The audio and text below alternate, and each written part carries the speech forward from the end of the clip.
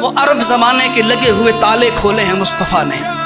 اپنی بیٹیوں کو زندہ دفن کرنے والے ان کے سامنے فاطمہ کے احترام میں کھڑے ہو کے بتایا ہے بیٹیاں دفنانے کے لیے نہیں احترام کے لیے ہوتی ہیں. تو یہ فکر تشیع کی فکر نہیں ہے کہ ان ہستیوں کو فقط اور فقط مانو سوچو. نہیں ان کو سوچنا ہے اور جس کو ماننا ہے سوچ سمجھ کے ماننا ہے. بھئی ہم نے تو 14 کو مانا ہی سوچ سمجھ کے ہے. ہم نے سوچ سمجھ کے مانا ہے, ہماری فکر پہ پابندی نہیں ہے. دیکھیے اگر آپ کی دماغ میں کانسیپٹ پایا جاتا ہے تو وہ 2 قسم کا کانسیپٹ ہوگا. توجہ کیجئے گا, 2 قسم کا کانسیپٹ ہے.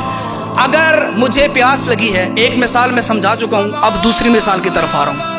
اگر مجھے لگی ہے پیاس, میرے سامنے ایک جگ پڑا ہے, پانی سے بھرا ہے, ساتھ ایک گلاس پڑا ہے. اب آپ کے دماغ میں 2 قسم کی فکریں ہو سکتی ہیں.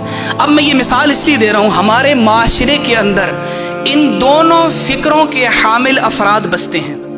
ہماری مجالس کے اندر, ہماری محافل کے اندر, ہماری مساجد کے اندر. میں یہ مثال دے کے فقط ایک آئینہ آپ کے سامنے رکھنا چاہتا ہوں کہ اس فکر میں سے کون سی فکر اچھی ہے اور کون سی فکر ناقص ہے. توجہ ہے آپ کی؟ صلوات پڑھیے محمد و آل محمد پہ.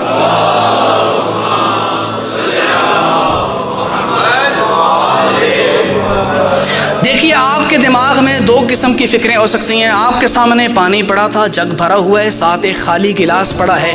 اگر تو میری سوچ اور فکر یہ ہو کہ چونکہ پورے جگ کا پانی اس چھوٹے سے گلاس میں نہیں آ سکتا, جب سارا نہیں آ سکتا میں نہیں پیوں گا.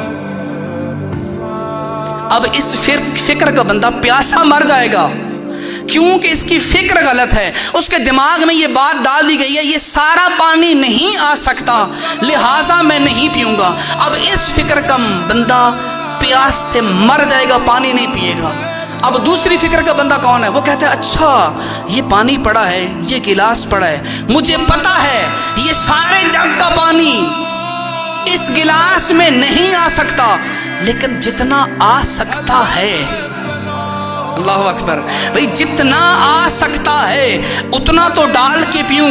وہ اپنی ضرورت کے مطابق پانی ڈال کے پیے گا. اس کا مطلب یہ ہے تم لوگوں کے دماغ میں یہ جو فائدہ یہ گھسا ہوا ہے نا کہ تم لوگ یہ کہتے ہو کہ ہم آل محمد کی اس حقیقی معرفت تک نہیں پہنچ سکتے. تمہیں کس نے کہا ہے تم اپنے وقت کے علی بنو, تم وقت کے حسین بنو, تم وقت کے علی بنو, تم وقت کے حسن حسین بنو؟ نہیں, تم سے تقاضا یہ ہے تمہارے وجود میں جتنی طاقت ہے اتنی اطاعت کر کے بتاؤ ہم علی والے ہیں, ہم حسین والے ہیں.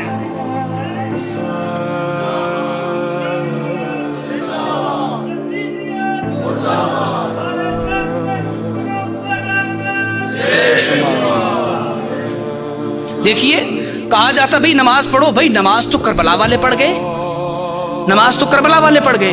روزہ رکھو, بھئی روزہ ہماری کیا حیثیت, روزہ تو کربلا والے رکھے. آپ کو کس نے کہا ہے تم ویسا روزہ رکھو جیسے علی رکھتے تھے؟ تمہیں کس نے کہا ہے تم ویسی نماز پڑھو جیسے کربلا میں حسین نے پڑھی ہے؟ نہیں, ہم سے اس نماز کا تقاضا نہیں ہو رہا. کہا تمہاری جتنی معرفت ہے اتنا عمل تو کرو. اس کا مطلب ہے ہماری ذمہ داری یہ ہے کہ فکر کا دروازہ بند نہیں ہوا, شعور کا دروازہ بند نہیں ہوا. جتنی جس بندے کی استطاعت ہے اتنا تو سمجھے, اتنی معرفت حاصل کرے.